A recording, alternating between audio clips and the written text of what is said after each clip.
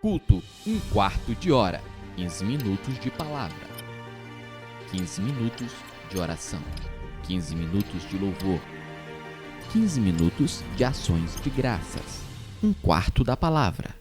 Graça e paz em nome de Jesus, e nós estamos iniciando mais um quarto de hora de devocional, um quarto de hora da palavra, 15 minutinhos onde você medita na palavra de Deus para entrar em 15 minutos de oração. E se você perdeu alguma das nossas devocionais, volta lá no nosso canal do YouTube, youtube.com/torreforte, clique em vídeos e ali você tem acesso a todas as nossas informações, todos os cultos, mas especialmente a todas as devocionais de um quarto de hora. Ou também aqui nas nossas redes sociais, no Facebook, você também pode encontrar todas as nossas devocionais. Se você perdeu alguma, ouça, comente e compartilhe. Se Deus tem falado com você, compartilhe a outras pessoas. Tem algum pedido de oração? Posta aqui embaixo seu pedido de oração para que possamos estar orando junto contigo em concordância para o milagre e a bênção de Deus na tua vida. A palavra de hoje é uma palavra de vigilância, é uma palavra de alerta.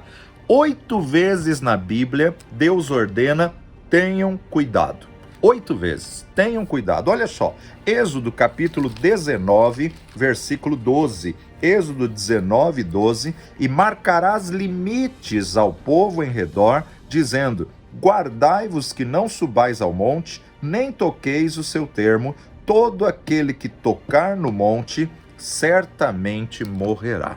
Deus estava dando um alerta: marca limite, demarca o território, tenham cuidado. Guardai-vos de não subir o monte. Deuteronômio capítulo 4, versículo 23, nos diz assim: guardai-vos de que vos esqueçais do concerto do Senhor, vosso Deus, que tem feito convosco, e vos façais alguma escultura, imagem de alguma coisa que o Senhor, vosso Deus, vos proibiu.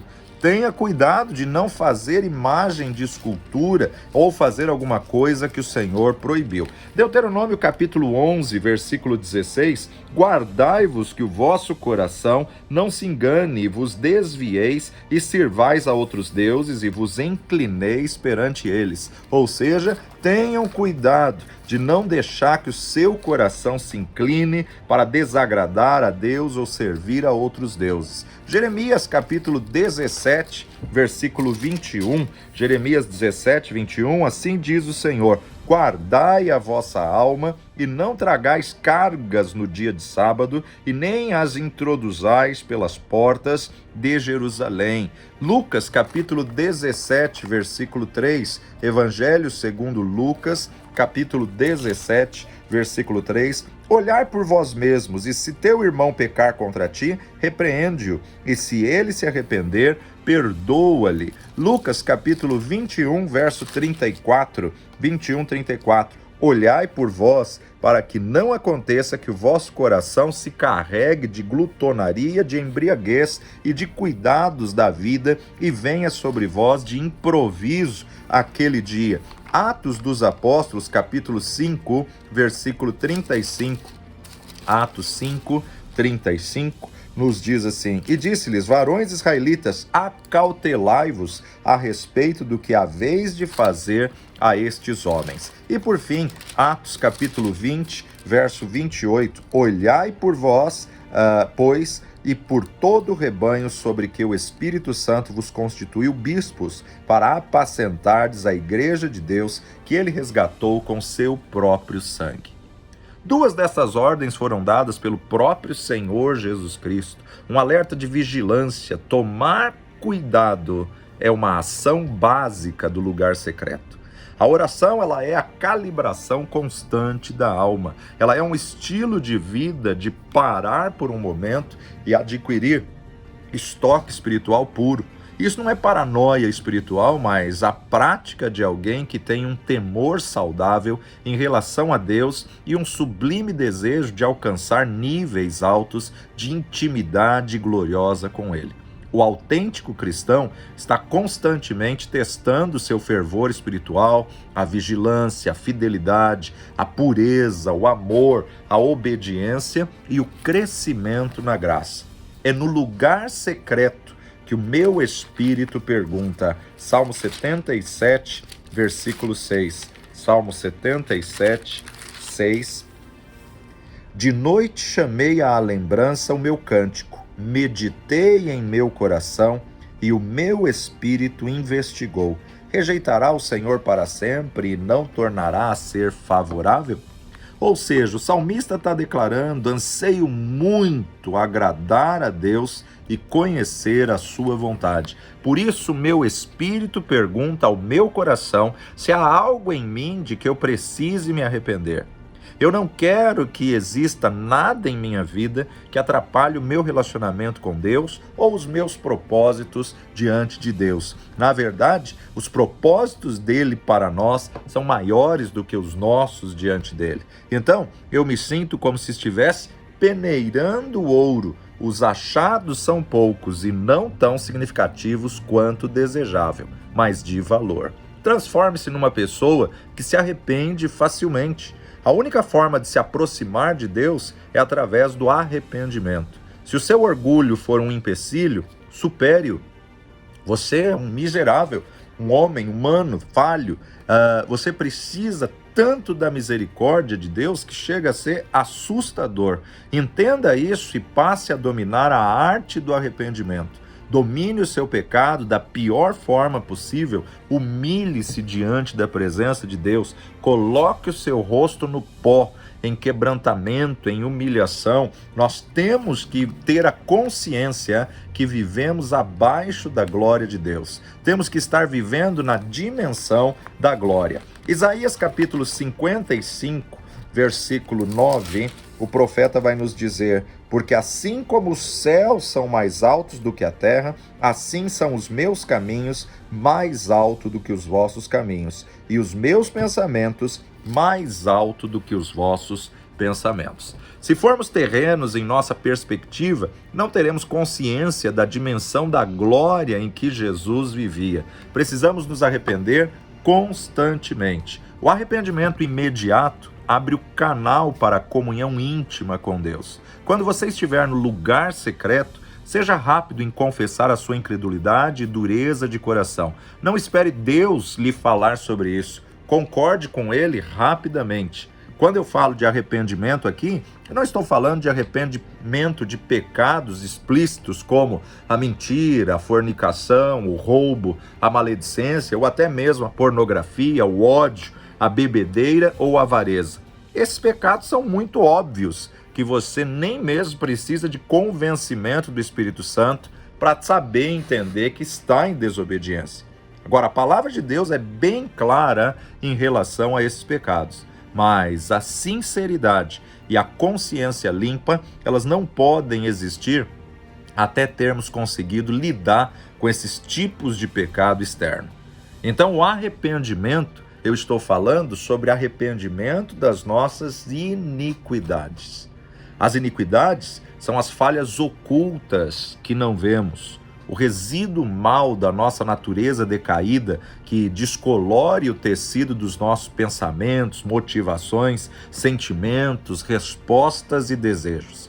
As iniquidades, elas estão inseridas em áreas muito mais sutis de pecado, como o orgulho, a rebelião, a incredulidade, a inveja, o egoísmo, a ambição, a cobiça.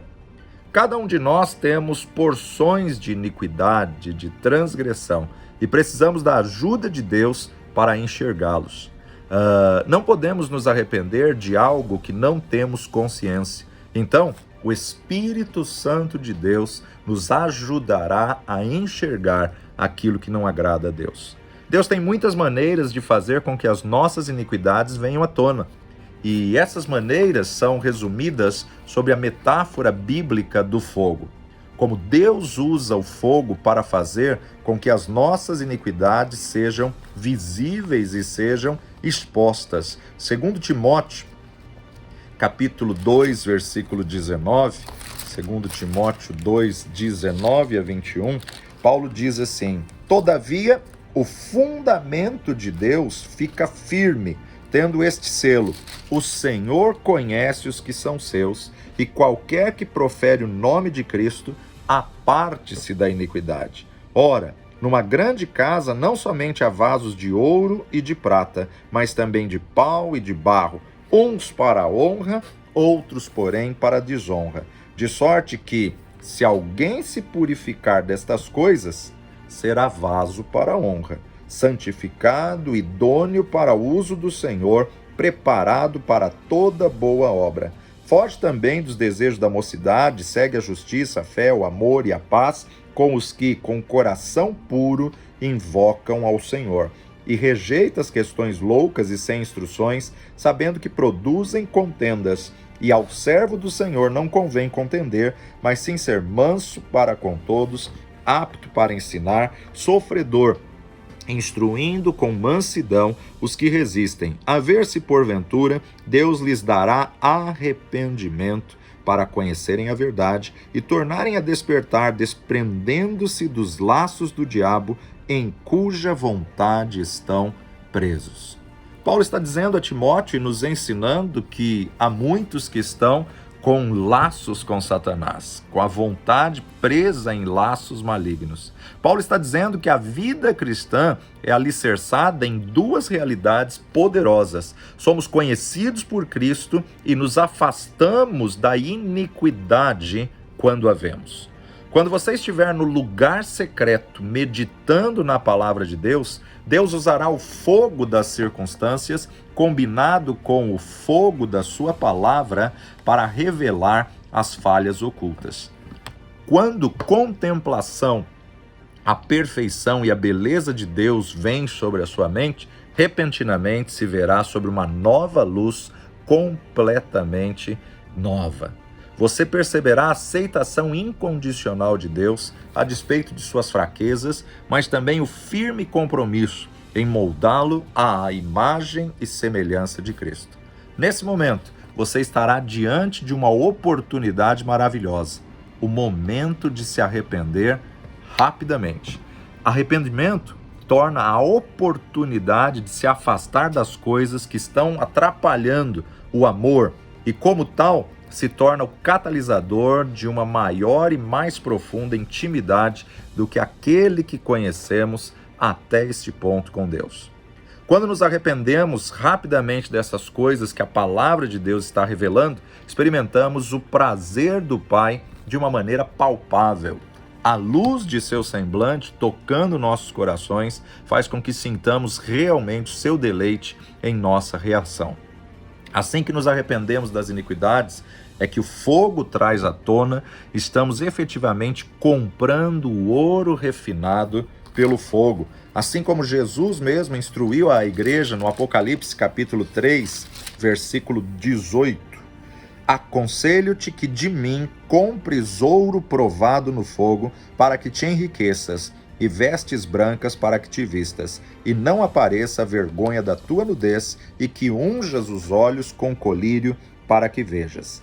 A sétima carta à igreja de Laodiceia, aonde Jesus estava repreendendo a igreja, que achava que tinha ouro, e ele então aconselha: aconselho-te que de mim compres ouro provado no fogo. Isso, na verdade, faz aí concordância com que o profeta Zacarias já tinha profetizado no capítulo 13 de Zacarias, versículo 8 e 9. E acontecerá em toda a terra, diz o Senhor, que as duas partes dela serão extirpadas e expirarão, mas a terceira parte restará nela. Farei passar esta terceira parte pelo fogo, e a purificarei como se purifica a prata, e a provarei como se prova o ouro, e ela invocará o meu nome, e eu a ouvirei, e direi: é o meu povo, e ela me dirá: o Senhor é o meu Deus. Existe algo lindo e tremendo nessa comparação, nessa alegoria de Deus com o ourives. O ourives, na verdade, coloca o metal no fogo, e o metal só está provado quando ele vê a face dele no ouro, quando ele vê a face dele no metal. E assim é o Senhor. Ele nos prova, ele nos coloca no fogo para que possamos refletir a glória e a imagem de Cristo. Um padrão consistente de arrependimento rápido fará com que nos tornemos um vaso de ouro ou um vaso de prata útil para o mestre para fins nobres. Agora, aqueles que não se arrependem não perdem necessariamente a salvação. apenas não progridem e não deixam de ser vasos de madeira ou vasos de barro. Eles são tão inúteis para o mestre que ficam apenas para fins desonrosos. E em uma casa grande, há a necessidade até mesmo de um desentupidor sanitário e paz para o lixo, mas são coisas para a desonra. A promessa dessa passagem é bem clara. O arrependimento rápido da iniquidade faz com que avancemos para os propósitos mais nobres da grande casa de Deus e aprofunda o nosso relacionamento para com Ele. Vale a pena viver uma vida reta e íntegra diante do Deus Todo-Poderoso. Vamos orar? Pai de amor e Deus bendito, leva-nos, ó Pai, a uma vida de obediência, a uma vida de comprometimento com a Tua palavra, que a cada dia venhamos viver, ó Pai, uma vida agradável diante da Tua presença. Sê conosco e dirige-nos, Espírito Santo de Deus, para onde possamos ouvir a voz do Senhor, no nome de Jesus. Amém e amém. Que o Senhor te abençoe e aproveite os próximos 15 minutos para fazer 15 minutos de clamor e oração para que você possa estar alinhado com Deus Todo-Poderoso. Um dia de vitória e até a próxima em nome de Jesus. Culto 1/4 de hora.